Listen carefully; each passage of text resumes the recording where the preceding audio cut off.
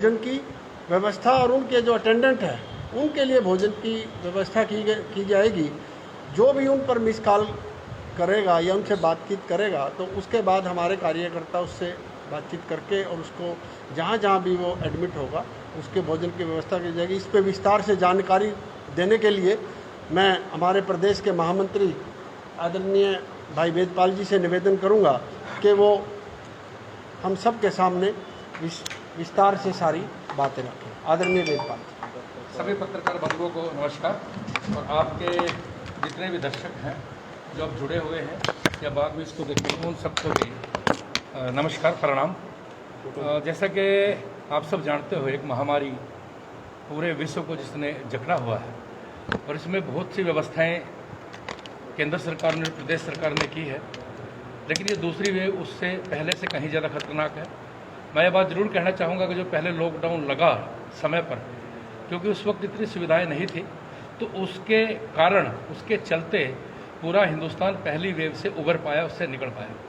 अब इसमें बहुत बड़े स्तर पर तैयारी हुई थी, लेकिन उसके बावजूद भी बहुत तीव्र गति से ये वेव आई, और उसमें जहाँ केंद्र सरकार और प्रदेश सरकार ने सभी व्यवस्थाएं खड़ी की हैं, उसके साथ ही भारतीय जनता पार्टी जो सेवा ही संगठन के नाम से जाना जाता है, पिछली बार भी अगर आप कोविड-19 के दौर में पहली वेव में देखोगे तो हमने जगह जगह मास्क बांटे, सैनिटाइजर बांटे, यानी 20-20, 25-25 लाख हमने मास्क और सैनिटाइजर बांटे थे।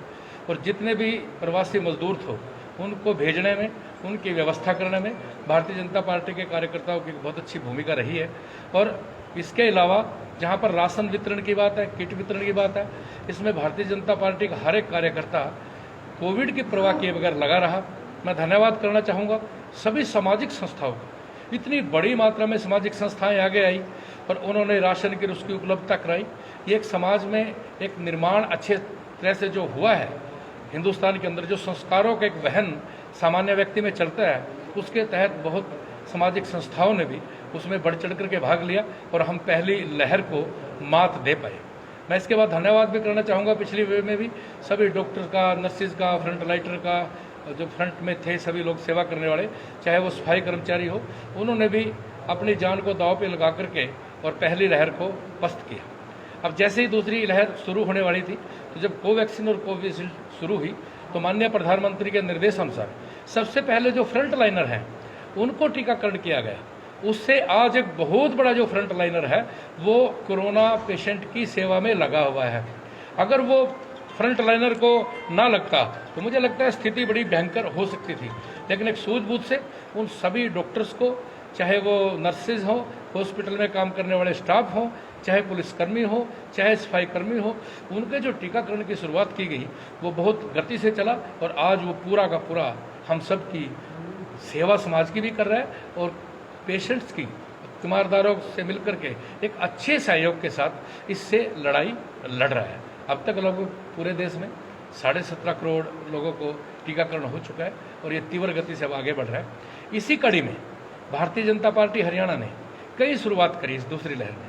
सबसे पहले हमने मास्क और सैनिटाइजर, क्योंकि सीजन था, आप सबको पता है गेहूँ का, उसमें सभी मंडियों में मास्क और सैनिटाइजर बांटे।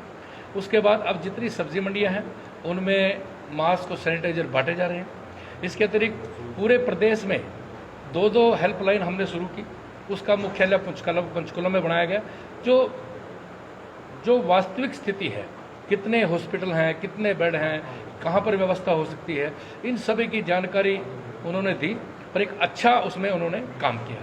जहाँ तक मुझे जानकारी है कि जो हेल्पलाइन पर फ़ोन आ रहे थे, हमारे कार्यकर्ता उसमें लगे रहते थे और उसमें संतुष्ट करना, उनकी पहली जो भावना आती है उसको भी पूरी तरह से सेटिस्फाइड करना और फिर उनकी व्यवस्था करना, इसमें वो लगा हुआ है। इसके साथ साथ हमने अभी पीछे एक रेमडेसिविर का, और उसमें भी काफ़ी दिक्कत आई क्योंकि वो दवाई बाहर से आयात होती है। तो ऐसे ही oxygen concentrator Bharatiya Janata party ने पहल की और लगभग 432 कंसनट्रेटर हमारे पास कल पहुंच जाएंगे और एक बैंक बना करके, ऑक्सीजन बैंक को भारतीय जनता पार्टी की व्यवस्था से वो सभी ऑक्सीजन कंसनट्रेटर सभी लोगों में बांटे जाएंगे। ऐसी हमने व्यवस्था की है। कोवैक्सीन के बारे में भी या कोविशील्ड के बारे में भी कमल गुप्ता जी के नेतृत्व में पूरे प्रदेश में भारतीय जनता पार्टी के कार्यकर्ता बुजुर्गों को उनका पंजीकरण कराकर उनका टीका कराना, उनको जागरूक करना, इसमें लगे हुए हैं। इसी कड़ी में आज भारतीय जनता पार्टी ने पूरे प्रदेश में सेवा रसोई भाजपा के नाम से शुरू की। इसमें जो तीमारदार होते हैं, जो कोरोना के पेशेंट होते हैं, कई बार उनके परिवार में कोई खाना लाने वाला नहीं होता, खाना देने वाला नहीं होता, तो ये पूरे प्रदेश में हर जिला में जितने भी अस्पताल हैं, जो कोविड के अस्पताल हैं, उनमें सब में भोजन पहुंच सके, ऐसी व्यवस्था के लिए हमने 3 हेल्पलाइन नंबर जारी किए हैं। पहला नंबर है 63 950 जो करनाल का है 37 497, दूसरा है 90 457 56,000 और तीसरा है 74 049 और 77 585। आप सबसे मैं निवेदन करूंगा कि ये जो तीनों नंबर हैं ये ज़्यादा से ज़्यादा फैलाएं, ताकि जो तीमारदार हैं, जो उनकी देखरेख करने वाले हैं, जो कोरोना पेशेंट्स हैं, उन सभी को भारतीय जनता पार्टी की इस सेवा रसोई के माध्यम से हम राशन उपलब्ध करा सके। यानी एक सेवा का कार्य भारतीय जनता पार्टी ने इस कड़ी में आज और जोड़ दिया है। और मैं अनुरोध भी करूंगा जितने भी आपके दर्शक हैं जो इसको देख रहे हैं, जो ये तीनों नंबर करनाल जिले में लॉन्च किए हैं, अगर कहीं पर भी किसी भी कोविड पेशेंट को किसी भी हॉस्पिटल में राशन की व्यवस्था की ज़रूरत हो या भोजन की ज़रूरत हो, वो कृपया करके इन नंबरों पर कॉल करें और तुरंत ही हमारे जो भारतीय जनता पार्टी के कार्यकर्ता हैं वो वहाँ तक उनका भोजन पहुँचाने का काम करेंगे। आज आप सभी का अभिनंदन, स्वागत। इसी के लिए आज ये लॉन्चिंग की गई है और ये यहाँ से चलेगी और ये चलती रहेगी ताकि हम लोगों की सेवा कर सकें। वेदपाल जी, 20 से 25 दिन पहले जब कोरोना के क्रिटिकल केसेस काफी आ रहे थे, सामने देखने को मिल रहे थे, सेकेंड वेव थी, हालांकि बीजेपी पार्टी या हरियाणा सरकार उसको लेकर इतनी तैयार नजर नहीं आई, क्योंकि ऑक्सीजन की किल्लत देखी गई, बेड्स की किल्लत देखी गई, वेंटिलेटर्स की किल्लत देखी गई। हालांकि अब सरकार ने हालात को संभाला है, लेकिन शुरुआती तौर पर सेकंड वेव को लेकर तैयारियां नहीं थी। देखिए, अब थर्ड वेव को लेकर किस तरह से तैयारियां की जा रही है? मुझे लगता है कि जहाँ तक हॉस्पिटल की व्यवस्था है, वेंटिलेटर की व्यवस्था है, अगर आप पहली वेव में देखोगे तो हमारे पास वेंटिलेटर नहीं थे, पीपी किट तक नहीं थी, मास्क और सैनिटाइजर की व्यवस्था नहीं थी। एक बड़े स्तर पर तैयारी की गई, इसमें कोई दो राय नहीं कि एक खतरनाक वेव आई और उसका जो एक जैसे सुनामी आती है वो इस टाइप से आई और उसमें एक बार ऐसा लगने लगा कि सब कुछ गड़बड़ हो जाएगा।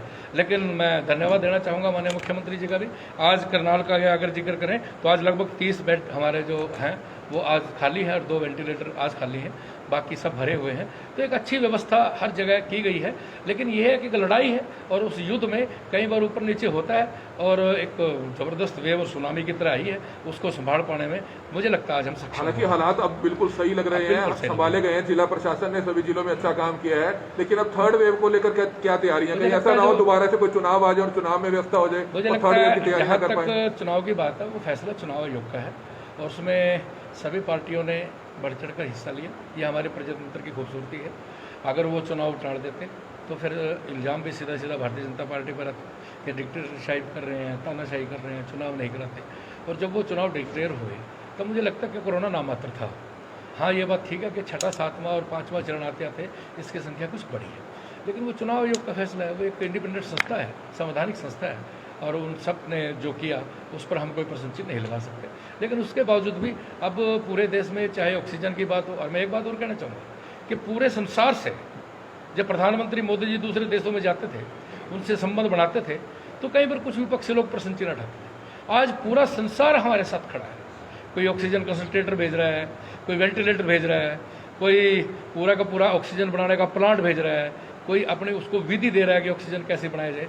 और मुझे लगता है कि आज स्थिति लगभग नियंत्रण में है और इसमें अब जिस स्तर पर काम हो रहा है, मुझे लगता है कि पूरी तरह से तीसरी वेव के लिए भारत सरकार भी और हरियाणा सरकार भी पूरी तरह से तैयार है। सर, अगर बात की जाए गरीब तबके से जुड़े लोगों की या मीडियम क्लास लोगों की, उनको कहीं ना कहीं मायूसी सरकार से हाथ लगती है कि उनको कोई छूट नहीं दी जाती, हरियाणा सरकार ने स्कूली फीस हो या बिजली का बिल हो, कुछ छूट नहीं दी जाती। बहुत अच्छा प्रश्न आपका। भारतीय जनता पार्टी की माननीय मुख्यमंत्री की सरकार ने एक बहुत अच्छी शुरुआत की है कि जो भी पेशेंट हॉस्पिटल में दाखिल होंगे बीपीएल, उनको 7,000 रुपये और उन सभी को पीपी जो पूरी किट है दवाई की उसकी, उसको वो मुहैया कराई जाएगी। ये एक अच्छी शुरुआत है। और जहाँ तक इकोनॉमी की गतिविधियाँ की है तो इकोनॉमिक गतिविधियाँ में थोड़ी सी दिक्कत आई है, लेकिन मुझे लगता है कि इकोनॉमिक गतिविधियाँ हमारी भी चलती रहें और इस पर नियंत्रण भी करता रहे, ऐसी व्यवस्था सरकार कर रही है। और 5,000 रुपये प्रतिदिन देना और उनको 5-5 किलो राशन जो केंद्र सरकार ने शुरू किया है, प्रधानमंत्री मोदी जी ने, जो हर परिवार में जाएगा, वो उसको पार पाने का एक अच्छा माध्यम है। और जो BPL है उसमें सभी प्रकार के लोग आते हैं। लगभग 80 करोड़ लोगों को पूरे देश में जो BPL में है, 1 अरब 37 करोड़ हमारी पॉपुलेशन है, 80 करोड़ लोगों को उस PDS सिस्टम के माध्यम से राशन दिया जा रहा है। सभी कोरोना पेशेंट्स को सरकार, हरियाणा सरकार सहायता दे रही है। 5,000 रुपये जो BPL है उनको दे रही है। तो एक अच्छी शुरुआत है। जो पीड़ित हैं लोग, जो मजबूर हैं, जो इस महामारी में फंसे हैं, उनकी सहायता करने के लिए, और भारतीय जनता पार्टी का भी, जैसे हमने आज आपको बताया कि ये तीनों हेल्पलाइन करनाल में शुरू की है, ऐसे 22 के 22 जिलों में हम शुरू करने जा रहे हैं। और इसमें सुमित्रा चौहान जो हमारी महिला मोर्चे के प्रदेश अध्यक्ष हैं, वो इस सबको देखेंगी, ऐसे ही आज माननीय प्रदेश अध्यक्ष जी ने कहा है। वेदपाल जी, एक बात बताइए, ये जो रसोई सेवा आपने आज से शुरू करी है, ये खाली अकेले भारतीय जनता पार्टी ने करी है, इसके अंदर किसी अन्य संस्थाओं का भी सहयोग लिया आपने? देखिए, सभी संस्थाओं का इसमें स्वागत है। जहाँ पर ऑलरेडी संस्थाएं चल रही हैं, संस्थाएं काम कर रही है, हम उसमें सहयोग करेंगे। जहाँ पर नहीं है, वहाँ भारतीय जनता पार्टी शुरू करेगी। यानी जहाँ कम वहाँ हम, जहाँ कोई नहीं होगा वहाँ भारतीय जनता पार्टी होगी।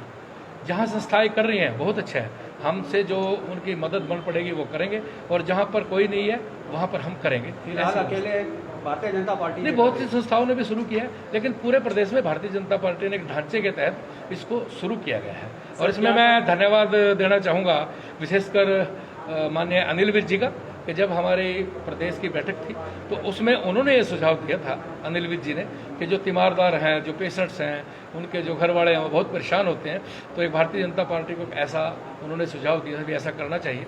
और उन्हीं के सुझाव पर माननीय प्रदेश अध्यक्ष जी ने पूरे हरियाणा में ये व्यवस्था लगाई। वेदपाल जी, आप प्रदेश महामंत्री हैं, दोबारा भी बने हैं, किसानों की नाराजगी क्या दूर कर पाएंगे सरकार, हरियाणा सरकार? देखिए, मुझे लगता है आज तो विषय सारा कोरोना का है, हम सब कोरोना में लगे हुए हैं। कमल जी उसके बाद फिर कभी इस पर बात करेंगे।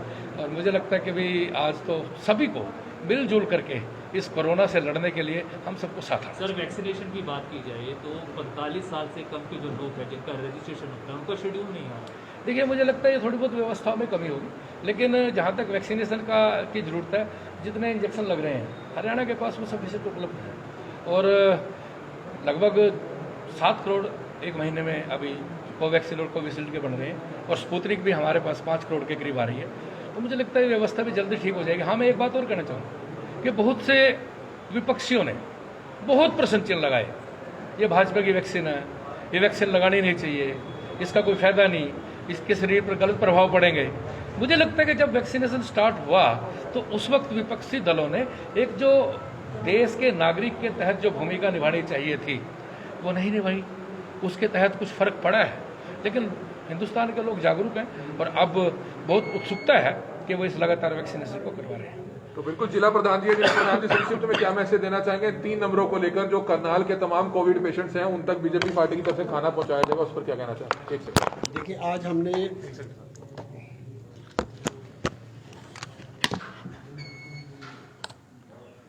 जी सर, आज भारतीय जनता पार्टी ने करनाल के अंदर 3 नंबर लॉन्च किए हैं। उसको जो हमारी IT टीम है उसको विशेष रूप से देखेगी, और उस नंबर पर ये दिया गया है कि जो सुबह 6 बजे से 10 बजे तक यदि कॉल करेगा, उस नंबर पर बातचीत करेगा, अपनी रजिस्ट्रेशन करा देगा पेशेंट या उसका अटेंडेंट, तो उसको 12 बजे से और 2 बजे के बीच में खाना उपलब्ध कराया जाएगा। और शाम के खाने के लिए जो 4 बजे से लेकर और 6 बजे तक उसमें रजिस्ट्रेशन कराएगा, तो उसको 6 बजे से लेकर और रात के 8:30 बजे तक उसको खाना उपलब्ध कराया जाएगा। और यदि कोई इसके बाद कराता है तो उसको अगले दिन उसकी व्यवस्था करा दी जाएगी। और हमारी IT की टीम इस पे निरंतर कार्य करेगी, और इस काम के लिए भारतीय जनता पार्टी और इसके साथ साथ कुछ हमारे साथ सामाजिक संस्थाएं जुड़ी हुई हैं, और उनके सबके सहयोग से जहां खाने की व्यवस्था पड़ेगी, किसी को ज़रूरत पड़ेगी कोविड के पेशेंट या उसके अटेंडेंट को, वहाँ खाना भारतीय जनता पार्टी के कार्यकर्ता उपलब्ध कराएंगे। तो बिल्कुल एक अच्छी पहल की गई है। आप देख सकते हैं कि करनाल में बीजेपी पार्टी की तरफ से जो है 3 नंबर जो है जारी किए गए हैं।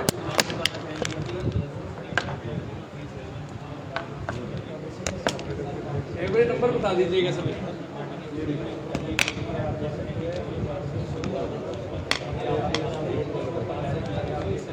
तस्वीरें देख रहे थे कि किस तरह से 3 नंबर जो जारी किए गए हैं, उसको लेकर करनाल में बीजेपी पार्टी के जो लीडर्स हैं वो एक प्रेस कॉन्फ्रेंस कर रहे थे कोविड रसोई सेवा के नाम। करनाल में बीजेपी पार्टी द्वारा कोविड-19 रसोई सेवा शुरू की गई है, जिसको लेकर के भारतीय जनता पार्टी द्वारा यह सेवा शुरू की गई है और आज इस सेवा में बीजेपी सबसे आगे बढ़ चढ़कर भाग लेगी। इसकी घोषणा बीजेपी महामंत्री व जिलाध्यक्ष द्वारा की गई। करनाल से केसी आर्य, पंजाब केसरी टीवी।